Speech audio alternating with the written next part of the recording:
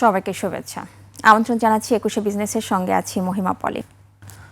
দর্শক, আপনারা জানেন যে ঢাকা স্টক এক্সচেঞ্জের লেনদেন চলছে এবং আজকে কিন্তু বেশ ভালো একটা লেনদেনের মধ্য দিয়েই লেনদেন চলছে এবং সেই জায়গাতে যদি টার্নওভারের গতিশীলতা বলি সেখানেও বেশ ভালো একটা গতি রয়েছে। ডিএসসির প্রধান সূচকটি বেড়েছে এবং বাকি দুটি সূচকের অবস্থানও পজিটিভ রয়েছে।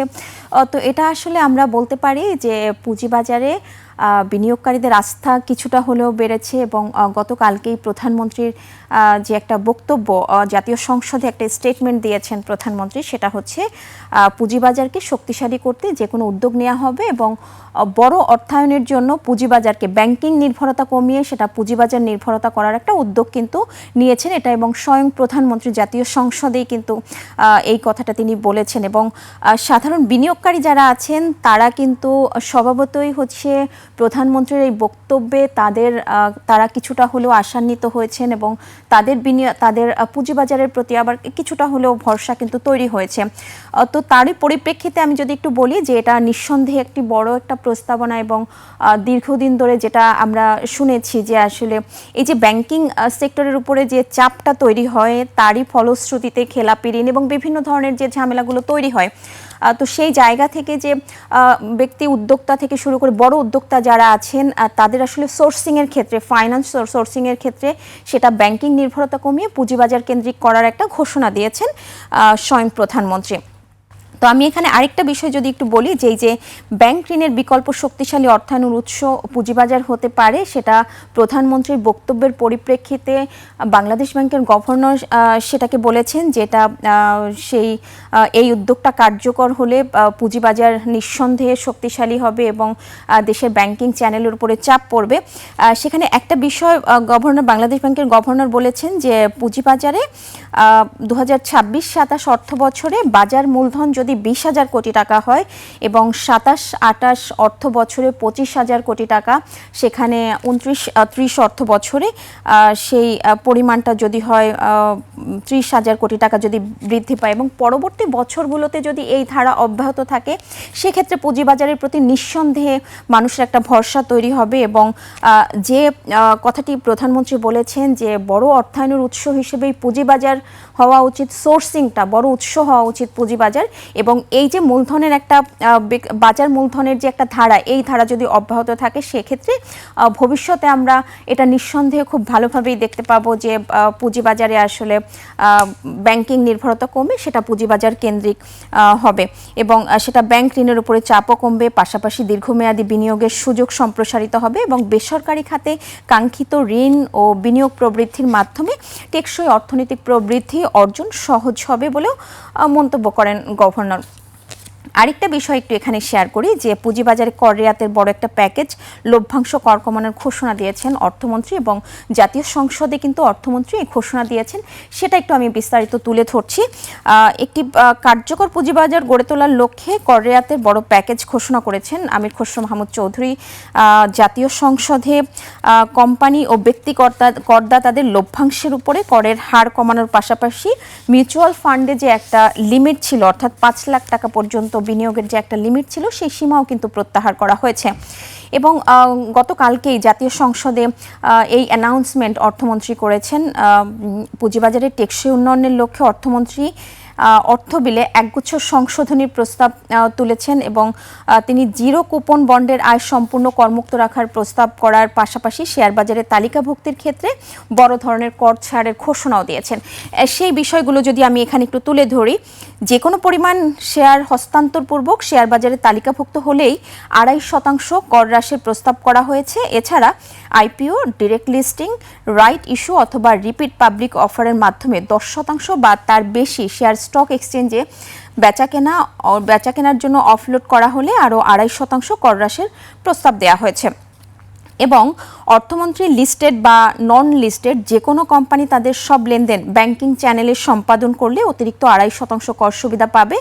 এর ফলে ক্যাশলেস লেনদেন সম্পাদনকারী যেসব তালিকাভুক্ত কোম্পানি শেয়ার বাজারে 10% বা তার বেশি শেয়ার অফলোড করেছে তাদের কর হার নন লিস্টেড কোম্পানির তুলনায় 7.5% কমে আসবে। এটা কিন্তু দীর্ঘদিন ধরে যারা লিস্টেড এবং নন লিস্টেড কোম্পানি যারা ছিল তাদের দীর্ঘদিনের একটা দাবি ছিল যে লিস্টেড এবং নন লিস্টেড কোম্পানির এই রেটটা একটু কিছুটা কারেকশন করার জন্য দীর্ঘদিনের একটা দাবি ছিল। সেই জায়গাতে কিন্তু আমরা 7.5% কর, এটা 7.5% কর কমে আসবে এমনটাই কিন্তু উল্লেখ করেছেন অর্থমন্ত্রী। পাশাপাশি কোম্পানি করদাতাদের লভ্যাংশের উপরে প্রদেয় করের হার কমিয়ে 20% এবং ব্যক্তি করদাতাদের লভ্যাংশের উপরে এ হার 15% করার প্রস্তাব করেন অর্থমন্ত্রী। মিউচুয়াল ফান্ডে বিনিয়োগের ক্ষেত্রে কর রেয়াত পাওয়ার জন্য বিদ্যমান 5 লাখ টাকার যে সীমা দেয়া হয়েছিল সেই সীমাও কিন্তু কমিয়ে সেই সীমাও প্রত্যাহার করা হয়েছে।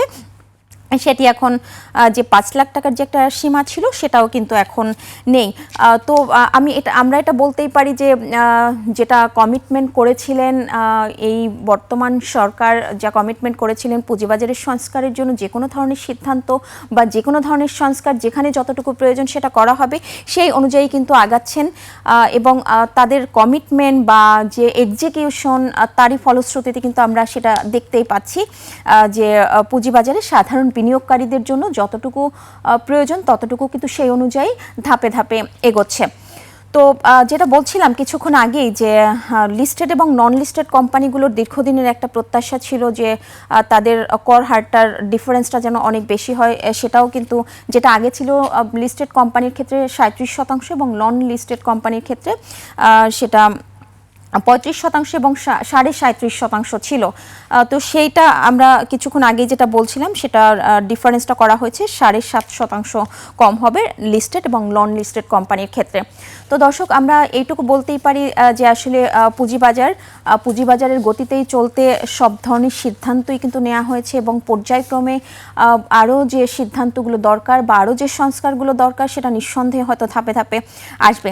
আমরা যদি আজকের একটু শেয়ার বাজারের লেনদেনের অবস্থাটা দেখি, আমরা দিনের কিছুক্ষণ আগেই শুরুতে আমি যেটা বলছিলাম যে আজকে সপ্তাহের তৃতীয় কার্যদিবস আমরা যেটা দেখেছি যে ইন্ডেক্সের অবস্থান ভালো রয়েছে, লেনদেনের পরিমাণও বেশ ভালো রয়েছে, সেটা কিন্তু এরই মধ্যে 1000 কোটি টাকা লেনদেন হয়ে গিয়েছে। আর ডিএসসির সূচকটিও কিন্তু প্রধান সূচকটি তো পজিটিভ রয়েছে, বাকি দুটি সূচকও কিন্তু আমরা দেখেছি পজিটিভ রয়েছে। আপনারা দেখছেন 44 পয়েন্ট পজিটিভ রয়েছে ডিএসসির প্রধান সূচক, 5767 পয়েন্টে অবস্থান করছে এবং লেনদেন হওয়া প্রতিষ্ঠানগুলোর মধ্যে 279টি প্রতিষ্ঠানেরই কিন্তু শেয়ারের দর বেড়ে লেনদেন চলছে। সেখানে দর হারানোর সংখ্যাও দেখতে পাচ্ছেন 71টি এবং অপরিবর্তিত প্রতিষ্ঠানের সংখ্যা 43টি। এবং টার্নওভার যেটা বলছিলাম সেটিও কিন্তু প্রায় 1000 কোটি টাকা লেনদেন হয়েছে। আপনারা দেখছেন যে প্রায় 1100 কোটি টাকা লেনদেনের মধ্য দিয়েই কিন্তু আজকে লেনদেন চলছে দিনের এই মুহূর্তে। তো আসলে যে পুঁজিবাজারের গতিতেই চলছে এবং লেনদেনের ধারাবাহিকতা বজায় রয়েছে সেটা আমরা দেখতে পাচ্ছি। আমরা যদি আজকে একটু টপ ট্রেডের তালিকায় অর্থাৎ টাকার অঙ্কে লেনদেন শীর্ষে কোন প্রতিষ্ঠানগুলো উঠে এসেছে যদি একটু দেখে নিই, আজকে দেখতে পাচ্ছি যে ব্র্যাক ব্যাংকের অবস্থান রয়েছে প্রথমেই টপ ট্রেডের তালিকায়, 53.26 লাখ টাকা লেনদেন হয়ে প্রথম অবস্থান দখল করে রয়েছে। এবং ব্র্যাক ব্যাংক সম্পর্কে কিন্তু আপনারা এরই মধ্যে জানেন যে এই একটি ব্যাংক শুধুমাত্র সব ধরনের ক্রাইটেরিয়া ফুলফিল করে এবং তাদের পারফরমেন্স নিয়ে আসলে এখানে বলার কিছু নেই, সেটা আপনারা জানেন যে এই প্রতিষ্ঠানটি দেখতে পাচ্ছেন যে দ্বিতীয় অবস্থানে বেক্সিমকো লিমিটেড রয়েছে এবং পরবর্তীতে মালিক স্পিনিংয়ের অবস্থান রয়েছে তৃতীয় অবস্থানে। লেনদেনের পরিমাণ আপনারা দেখতে পাচ্ছেন 40 কোটি টাকা লেনদেন হয়েছে। আইপিডিসি 33.44 লাখ টাকা লেনদেন হয়েছে। সামিট অ্যালায়েন্স পোর্ট 28.42 লাখ টাকা লেনদেন হয়ে এই তালিকায় পঞ্চম অবস্থানে রয়েছে। এবং টপ গেইনার্সের তালিকায় যে প্রতিষ্ঠানগুলি রয়েছে দিনের এই মুহূর্তে সেটা দেখে নিব। জিল বাংলার অবস্থান রয়েছে প্রথমেই এবং সার্কিট ব্রেকারের সর্বোচ্চ লিমিট পর্যন্ত এই দর বেড়েছে। দ্বিতীয় অবস্থানে সিলভা ফার্মা রয়েছে 9.86% দর বেড়েছে। উসমানিয়া গ্লাসশিট 9.79% দর বেড়েছে। ফেকদিল 9.5% দর বেড়ে চতুর্থ অবস্থান দখল করে রয়েছে এবং শ্যাম্পুর সুগার রয়েছে এই তালিকায় পঞ্চম অবস্থান। আপনারা দেখছেন যে 8.71% দর বেড়ে লেনদেন হচ্ছে দিনের এই মুহূর্তে। টপ লুজার্সের তালিকায় পিপলস লিজিং অ্যান্ড ফাইন্যান্স রয়েছে 8.33% দর হারিয়েছে। অ্যাসোসিয়েট অক্সিজেন রয়েছে দ্বিতীয় অবস্থানে 6.22% দর হারিয়েছে। বেস্ট হোল্ডিং 5.10% দর হারিয়েছে। জিএসপি ফাইন্যান্স 2.94% দর হারিয়েছে। প্রোগ্রেসিভ লাইফ 2.05% দর হারিয়ে দিনের এই মুহূর্তে টপ লুজার্সের তালিকায় পঞ্চম অবস্থান রয়েছে। তো দর্শক, আপনারা শুনছিলেন ঢাকা স্টক এক্সচেঞ্জের এই মুহূর্তের লেনদেনের সর্বশেষ চিত্র। নিচ্ছে একটা বিরতি, ফিরছি একটু পরে, সঙ্গেই থাকুন।